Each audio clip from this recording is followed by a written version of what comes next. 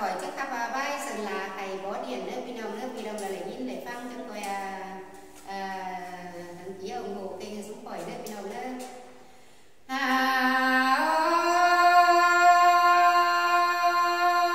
mương hao là chiếc bản nằm té tôn xá té đô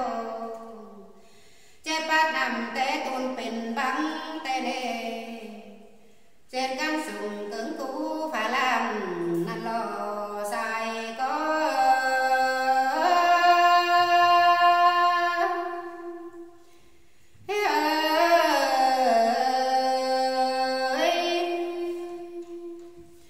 hè ba chương con nằng đông giang ba bình hoa lòn năn nê pe nông từng tiếng cú tiếng lời lừa rắn tê đô bang cầm từng thường tao cầm mang lại châu tê na sai phê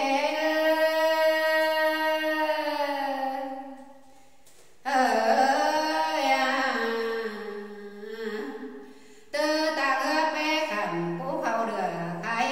tê đô tại chân sủ cho mơ tốt xính phòng khán tê đô hòa có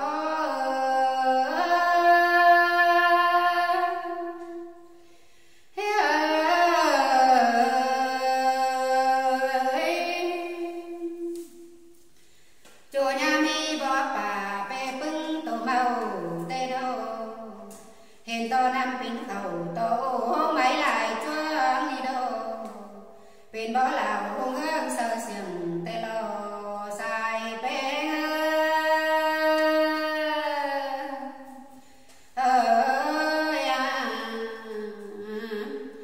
pin nó bó điện hơ tư càng mẹ tê luồng tê na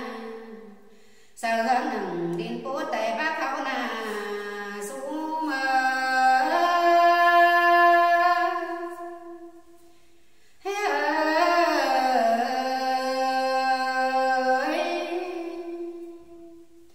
hè ba cô bỏ điện cô đứa phùng nam nhân chắc lại vai bón sửa hứa đi đâu vừa bỏ lào hương ơi sông rú sông pha té dần rú sông pha té chẳng lại nhai xe bàn đi na hai bà nhai xe bàn đeo chứ lại bày rú bàn con mới lì xưa tên đề hòa có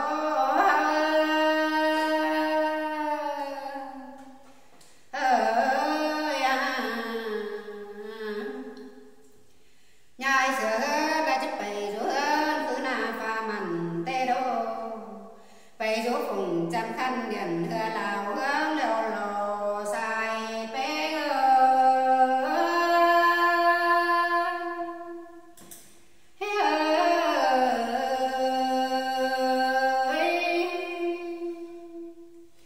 mi hơn chưa gần là cá ta buông quảng đều đố hay na nô hiện to hơn mở tầng làm khăn về đâu bắn sờ tê nê hè bà na im bằng mi lại xuân má lêu lô sum ha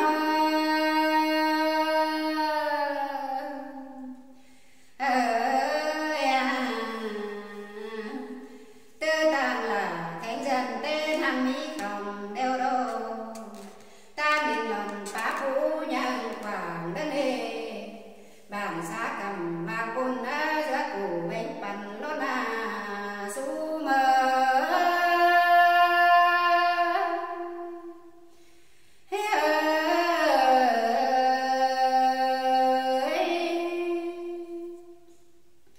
vào mi hay bắn cổ đi mang đầu